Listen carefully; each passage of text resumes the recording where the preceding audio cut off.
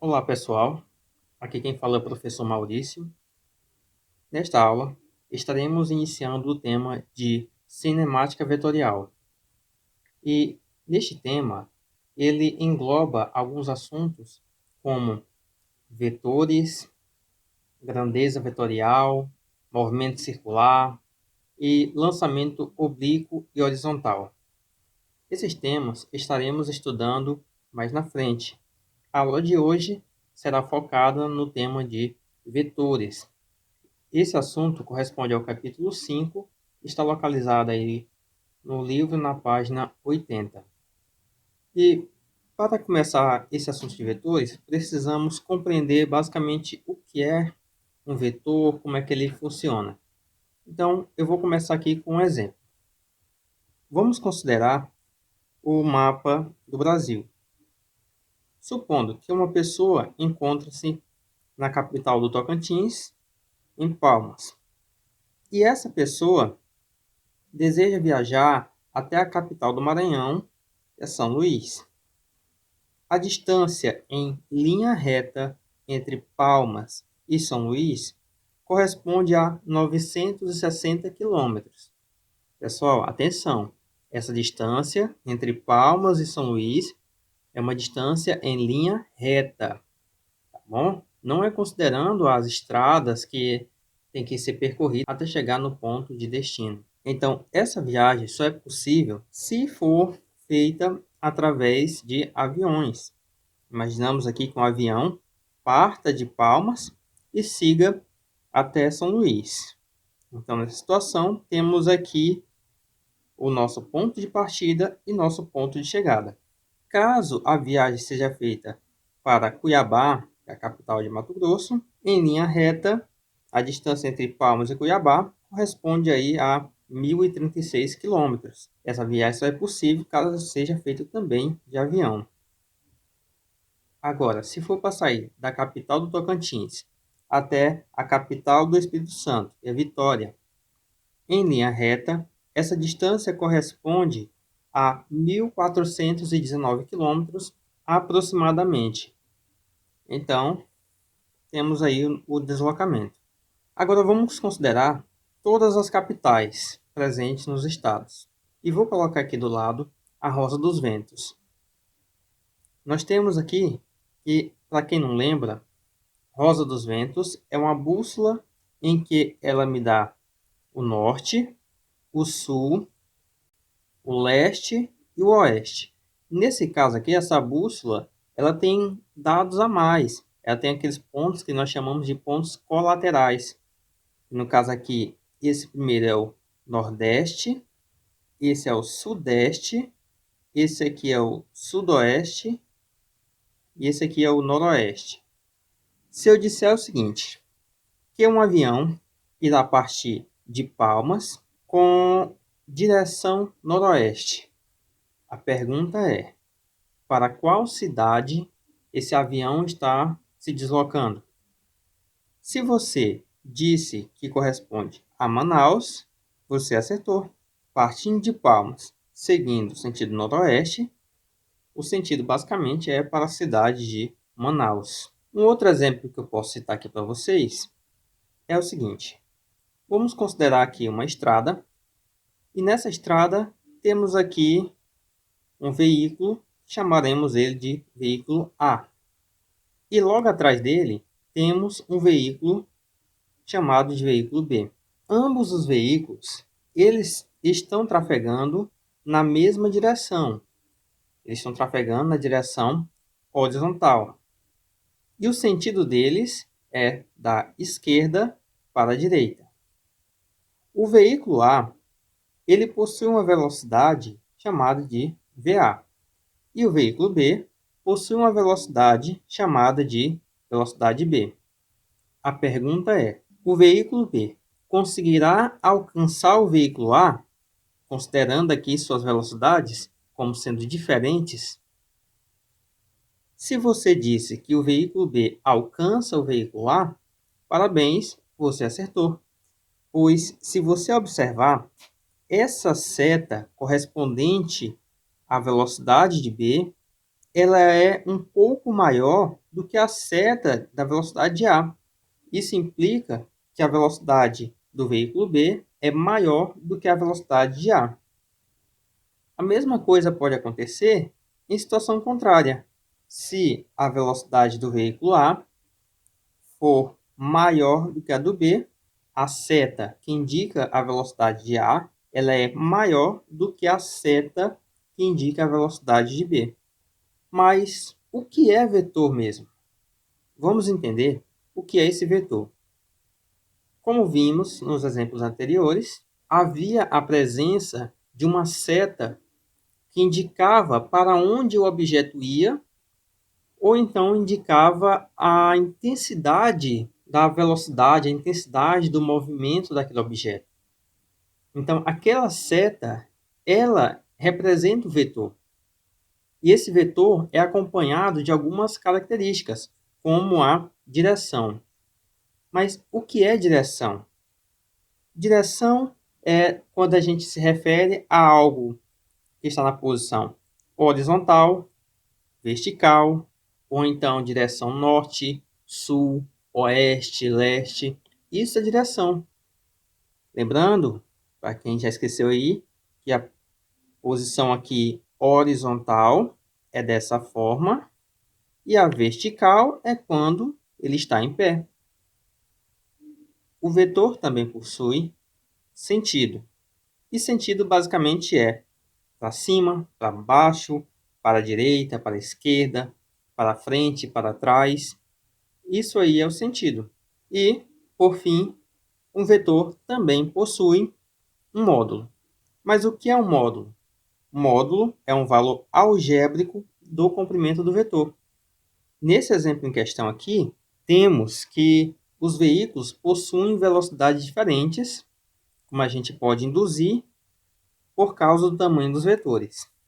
Eu poderia muito bem dizer que o veículo B tem uma velocidade de 40 km por hora, enquanto o veículo A tem uma velocidade de 70 km por hora. Quando eu coloquei um número para a velocidade, esse número corresponde ao módulo. Então, o módulo da velocidade é 40 km por hora para o veículo B, e para o veículo A, o módulo da velocidade é de 70 km por hora. Agora, qual é a direção do veículo A? Direção horizontal. Qual é o sentido do veículo A? Sentido da esquerda para a direita. Podemos concluir que o vetor é algo que possui direção, sentido e módulo. Por exemplo, aqui nós temos esse vetor, com auxílio aqui da rosa dos ventos, podemos perceber que a direção dele é nordeste, e nós temos um outro vetor aqui, que a direção dele é sudoeste. Agora é o seguinte, entre esses dois vetores, eu posso dizer que esses dois vetores possuem a mesma direção? Esse vetor, que eu vou chamar ele de vetor A, e esse vetor que é vetor B, eles têm a mesma direção? A resposta é sim. Os dois vetores possuem a mesma direção. Eles têm a mesma inclinação. Então, como os dois possuem a mesma inclinação, eles possuem sim a mesma direção. Porém, o sentido deles é contrário. Enquanto o vetor A tem um sentido que vai para a direita e para cima ao mesmo tempo, o vetor B tem um sentido que vai para baixo e para a esquerda ao mesmo tempo. Então, eles possuem mesma direção, porém sentidos contrários. Vamos entender como é que funciona a operação com vetores. Temos aqui um vetor A. Esse vetor A, eu quero somar ele com o vetor B. Como é que eu faço isso? Atenção! Você pode somar esse vetor de duas formas. Uma das formas que eu vou apresentar para vocês é a seguinte. vou desenhar primeiro o vetor A. Então, o vetor A, ele começa nessa extremidade e ele termina na ponta da seta. O início do vetor é aqui e o final é na ponta da seta. E onde termina o vetor A é onde eu vou começar o vetor B. Então, eu vou colocar aqui o começo do vetor B e o término aqui. Como eu quero fazer a soma do vetor A mais o vetor B, o resultado disso vai gerar um novo vetor. Esse novo vetor, está representado aqui embaixo, é o resultado da soma de A mais B. Nós podemos dizer que isso aqui é igual ao vetor C. Então, A mais B resulta num novo vetor, chamado de vetor C. Agora eu tenho o vetor A novamente. E se o vetor B possui a mesma direção, porém o sentido dele é contrário? Como é que fica o resultado da soma entre A e B? Vamos lá. O resultado dessa soma você pode obter da seguinte forma. Vamos colocar aqui o vetor A. E agora eu vou colocar aqui o vetor B. Atenção! Onde termina o vetor A, que é na ponta da seta, eu vou colocar o início do vetor B. E o vetor B inicia nessa posição aqui. Então, colocando lá, o resultado da soma vetorial será um novo vetor A mais B, que podemos chamar de vetor C. Ah, mas por que ele ficou menor?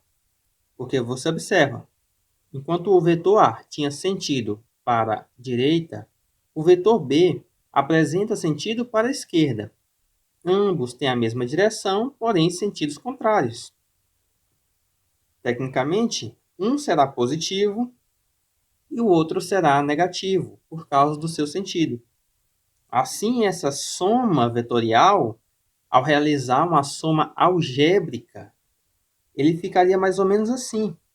A menos B resultaria em C.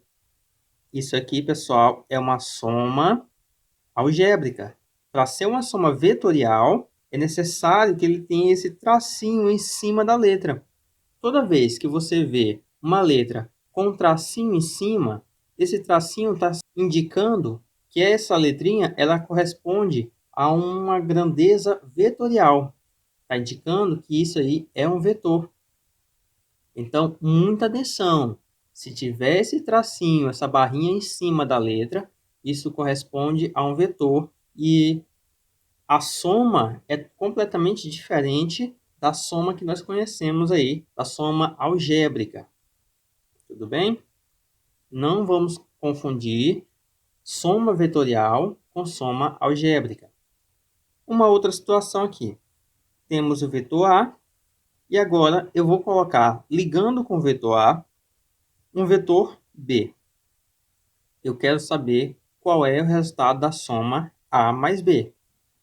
Diferente dos exemplos anteriores, que era apenas aumentar o tamanho do vetor resultante ou reduzir, dependendo do sentido dos vetores, nessa situação, o vetor resultante, pessoal, será aquele que vai começar lá onde inicia o ponto A e ele vai terminar lá onde termina o vetor B.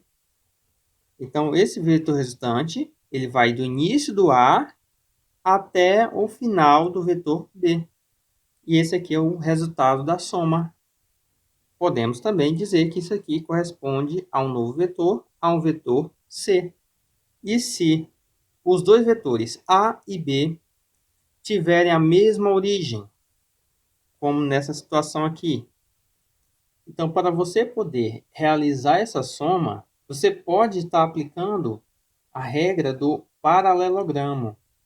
Como é que funciona essa regra? Ela é bem simples. Basta você pegar um dos vetores aqui, nós temos o vetor A, e desenhar ele da mesma forma que ele está aqui, com a mesma inclinação, com o mesmo tamanho, e colocar ele na ponta do vetor B. como estou fazendo agora. Dessa forma aqui, nós temos o espelhamento do vetor A. Depois que eu fiz isso, eu posso, se eu quiser, fazer o espelhamento do vetor B. Fazendo isso, o espelhamento do vetor B e colocando o seu início na ponta do vetor A, nós temos o seguinte desenho. Encontramos aqui um paralelogramo, pessoal. O vetor resultante desse paralelogramo, ele tem início aqui na origem dos vetores. Essa aqui vai ser a origem dele.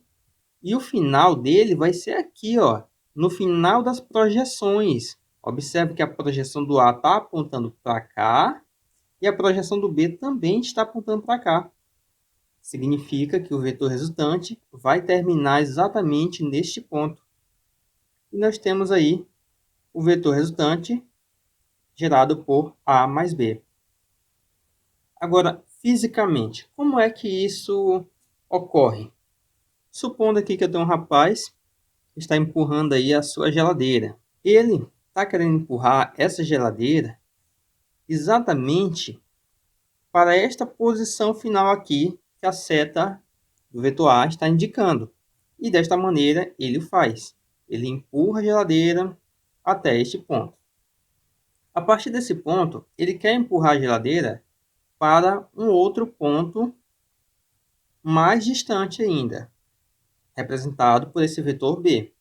Mas quem vai fazer esse esforço aí de empurrar a geladeira para esse outro ponto será outra pessoa. Então, a outra pessoa vai empurrar a geladeira até aquele ponto ali. E assim ela o faz. Basicamente, essa geladeira, ela saiu dessa posição aqui, vou chamar ela de posição A, ela foi para essa posição, chamaremos de posição B, e no final chega na posição C. Em resumo, ela saiu de A e foi para C. Juntando o esforço tanto da primeira pessoa como da segunda pessoa, nós temos um esforço resultante, que é do ponto A até o ponto C. Esse aqui é resultado da soma do esforço A mais o esforço B. E assim, eles acabam deslocando a geladeira em linha reta. Para essa situação aqui, o que nós realizamos foi uma soma vetorial através de recursos geométricos. Mas, algebricamente, como é que fica essa soma? Vamos considerar que entre o vetor A e o vetor B existe esse ângulo θ. Para você poder fazer essa soma A mais B, que vai resultar aqui no vetor C, vou colocar aqui em cima, A mais B é igual ao vetor C, algebricamente, nós temos que estar utilizando a lei dos cossenos. Quanto a essa lei, você não precisa se preocupar neste momento, pois você acabará estudando com mais detalhes esse assunto em matemática. Mas por enquanto o que eu posso passar para vocês é uma equação que tem a ver com a lei dos cossenos, que é dado por c ao quadrado, tem que ser igual a ao quadrado, mais b ao quadrado, claramente aqui o início de Pitágoras. Porém, o detalhe que vem diferenciar é menos 2 vezes a vezes b vezes o cosseno do ângulo θ, que é o ângulo formado entre o vetor A e o vetor B.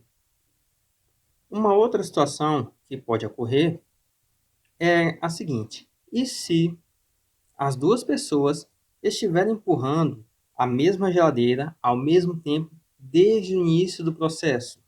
Nessa situação, temos que uma das pessoas envolvidas no movimento empurra a geladeira com esta direção e com esse sentido, fazendo esse esforço, enquanto a outra pessoa empurra a geladeira com essa direção e esse sentido. Já aplicando a regra do paralelogramo, podemos observar que a geladeira ela não vai nem em direção a um ponto A e nem em direção ao ponto B. Ela vai em direção, pela regra do paralelogramo, em direção a um ponto C. E esse vetor C corresponde ao esforço total feito pelas duas pessoas. Esse vetor C nada mais é que o vetor A mais B. Então, posso escrever que C tem que ser igual ao vetor A mais o vetor B. Mas, como sabemos, entre o vetor A e o vetor B, existe um ângulo θ. E para encontrar esse vetor C, é aplicado novamente aí a lei dos cossenos, que foi apresentada agora há pouco para vocês, onde C ao quadrado é igual a A ao quadrado mais B ao quadrado menos 2 vezes A vezes B vezes o cosseno do ângulo θ. Agora, e se nós tivermos uma situação onde o vetor A e o vetor B possuem um ângulo θ maior do que 90 graus? Nessa situação, o ideal é também aplicar aí a lei dos cossenos. Mas, caso você não saiba quanto é que vale o cosseno de um ângulo que é maior do que 90 graus, tenha problema aí para poder trabalhar com esse número, você também pode fazer o seguinte. Vamos considerar aqui uma prolongação desse vetor B, e nós temos o seguinte. Considere esse ângulo aqui que estou representando para vocês, pessoal. Esse ângulo é o ângulo de 180 graus. Entre o vetor A e essa projeção, nós temos aqui um ângulo que eu vou chamar de ângulo beta. Repara que essa projeção de A, ela foi desenhada aqui, desse lado, ó, vermelhinho. Então, esse ângulo aqui também será um ângulo beta. Para essa situação aqui, basta você aplicar a lei dos cossenos, porém você vai estar utilizando, em vez de θ, você pode utilizar o ângulo beta.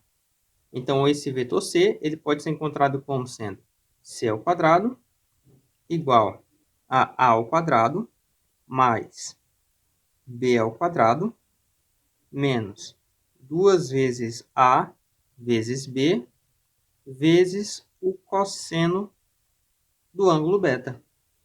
Mas quem é o ângulo beta? Pessoal, o ângulo beta ele tem que ser igual a 180 menos o ângulo θ. E o ângulo θ é um valor que você vai conhecer lá, porque o problema vai acabar fornecendo para você. Então, assim, a gente pode determinar aí o valor do vetor C.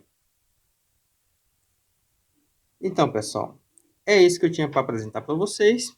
Eu espero ter ajudado a iniciar a compreensão desse assunto de vetores. E na próxima aula, estarei trazendo outro vídeo para vocês com a resolução de alguns exercícios de vetores. Até mais!